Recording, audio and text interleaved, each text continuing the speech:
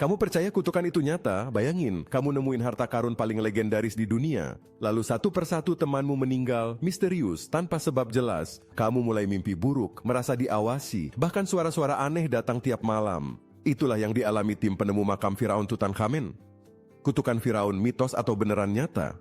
Tahun 1922, arkeolog Inggris Howard Carter akhirnya nemuin makam Raja Tutankhamen setelah bertahun-tahun nyari. Makam ini masih utuh, beda dari makam Firaun lain yang udah dijarah. Begitu pintu makam dibuka, mereka nemuin harta karun emas, patung-patung aneh dan sarkofagus misterius. Tapi juga tulisan aneh di dinding yang katanya, kematian akan datang pada sayap-sayap cepat bagi mereka yang mengganggu sang Firaun.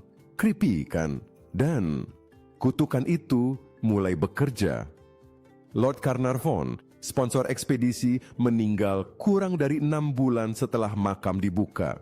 Penyebabnya gigitan nyamuk yang infeksinya pas di tempat yang sama dengan luka di pipi mumi Tutankhamen.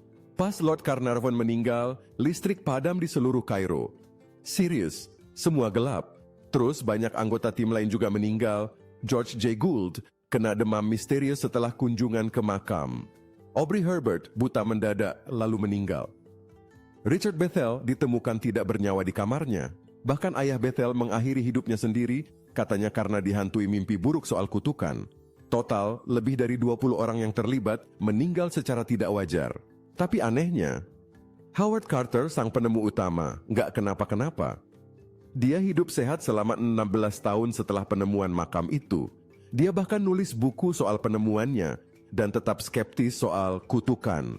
Lalu, apa kutukan itu cuma sugesti, efek psikologis? Atau apakah Carter justru dilindungi sang Firaun karena dia satu-satunya yang menghormati makam itu?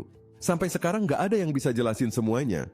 Tapi satu hal pasti, kisah ini bikin kita mikir 2 kali kalau mau ganggu yang udah tidur panjang. Kamu percaya kutukan itu nyata atau cuman kebetulan serem? Tulis pendapat kamu di komentar ya. Jangan lupa like kalau kamu suka misteri sejarah kayak gini. Dan subscribe supaya nggak ketinggalan kisah seru lainnya.